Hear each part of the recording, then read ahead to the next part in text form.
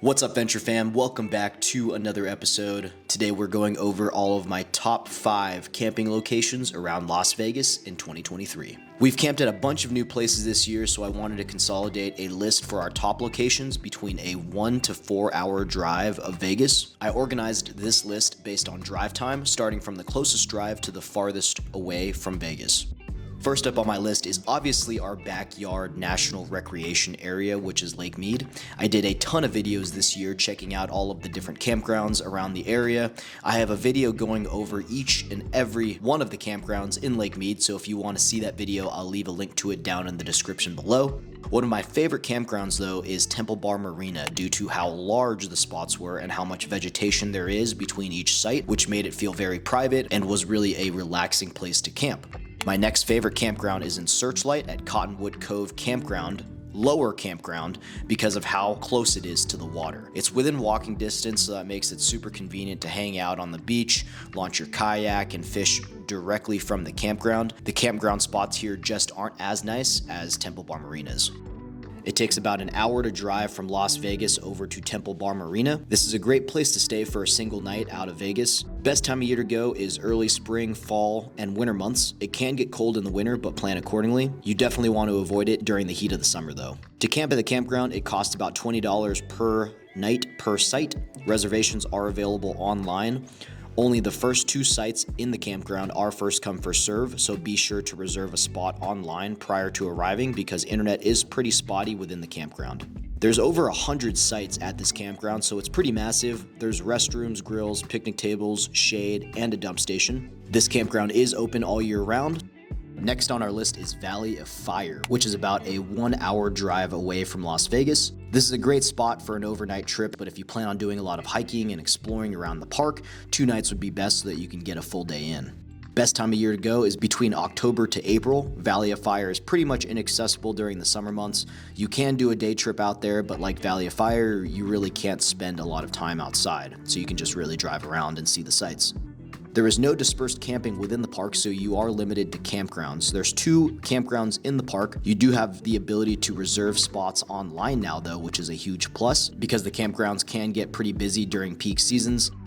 There is dispersed camping available outside the park though. If you guys have seen our Valley of Fire video, we didn't end up staying within the park the first time we ever visited. We ended up camping out in Lake Mead at Stewart's Point. So definitely check out that video if you guys are interested in dispersed camping outside of Valley of Fire. Pricing at the park. For camping, it's $20 per vehicle per night. For non-Nevada vehicles, it's $25 to camp per night per vehicle. There's an extra $10 added for any sites with utility hookups. There are 2 campgrounds with a combined total of 72 campsites. Campsites are equipped with shaded tables, grills, water, and restrooms. A dump station and showers are available, which the showers are definitely going to come in handy since it can get hot, especially if you're doing a lot of hiking. Showers are going to come in handy.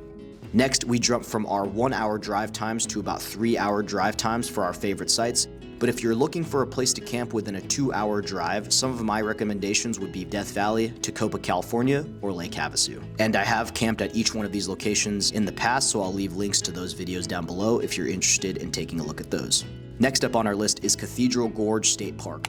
One of our favorite places we've camped at this year. The views were gorgeous. Cathedral Gorge didn't seem real. We had views of the gorge directly from our campsite, which was amazing. The drive time to get out there is about 3 hours. You can easily do an overnight trip in Cathedral Gorge, but with a 3 hour drive time, I'd say do 2 nights so that you can relax, hang out, enjoy the views.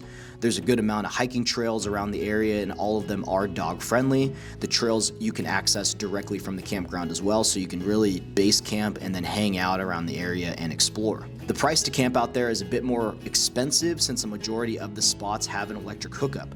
It's $15 per vehicle per night for Nevada plates. There is an additional $10 fee for sites with utility hookups.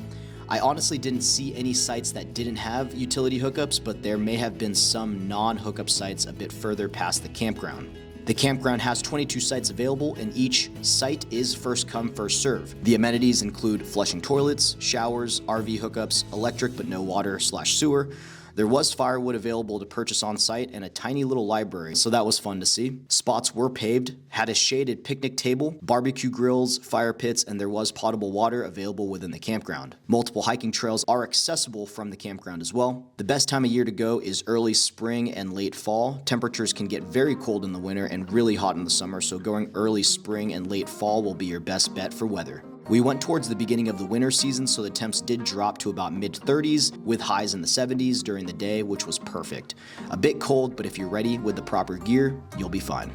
Next up on my list is Joshua Tree, which is a 3.5-hour drive from Vegas. I would stay at least 2 nights here since you are driving over 3 hours to get here. The best time of year to go is between March to May and then October to November. There is dispersed camping around Joshua Tree. We didn't do any dispersed camping when we visited. We ended up campground camping and were able to reserve a spot online, which was really nice. The campground we ended up reserving was Black Rock Canyon Campground, which was really nice. We got lucky and got a giant campsite which could easily fit about 4 vehicles. The amenities at the campground, the facilities were nice. Each campground had a picnic table and a fire ring with restrooms and water nearby. There's a nature center on site at the campground, and there is hiking available from the campground, but these hikes are not dog friendly. Dogs are allowed within the campground though. Reservations can be made online, which I always prefer when we're camping at campgrounds so we aren't rushed during the day to try and find a spot to camp before it gets dark. This campground was about 20 minutes away from Joshua Tree, the town, so we ended up going to camp after exploring Joshua Tree National Park during the day. So it was just a really nice, convenient location. Next up on my list, and the last site, is Sedona, Arizona. Even though dispersed camping here is very strict, we got lucky with the dispersed spot we ended up getting on an early Friday morning. The views and location to Sedona is still worth visiting, even though dispersed camping is a bit tough to come by. We had an amazing view of the mountains from camp. For those that do not know, some of the most popular dispersed camping near Sedona has gotten a lot more restrictive. There are about 5 designated areas where dispersed camping is allowed west of Sedona. I'll leave a link to the map of these dispersed camping locations in the description, but things have definitely changed out there, which is unfortunate, but with the proximity, the views, the location of town, I thought it was still very well worth it. You just need to get in there early, find a dispersed campsite, and reserve it for yourself. So you can go in early. People were using like chairs and stuff to reserve their own spot or leaving an extra vehicle in the area so that they can come back to it later on. The drive time to get to Sedona from Vegas is about 5 hours. I would stay here at least a minimum of 2 nights, especially since you're driving almost 5 hours to get there. Whenever we go to Sedona, we generally try and stay at least 3 nights so that we can, relax and hang out in the area and just make the most of our time there. The best time of year to go is fall and spring. I'd also say winter would also work and hopefully not be as crowded, but just be prepared for colder temperatures. Since this is dispersed camping, it's all free camping. I've tried looking for campgrounds in the area in Sedona, but have never seen an option for this. The only places I've seen for campgrounds seem to be more for summer camps and events like that.